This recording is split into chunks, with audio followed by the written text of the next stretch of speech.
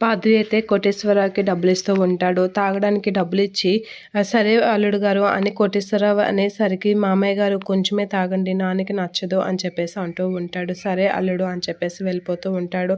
ఇక పాదు వాళ్ళ ఫ్రెండ్ అయితే మీ మామయ్య డబ్బుల కోసమే కలరా తెగ పెర్ఫార్మెన్స్ చేసేసాడు అనైతే అంటూ ఉంటాడు. ఒరే అలా అనకూడదు తప్పు పదా అని చెప్పేసి పాదు అయితే వాళ్ళ ఫ్రెండ్ని మందలిస్తూ ఉంటాడు.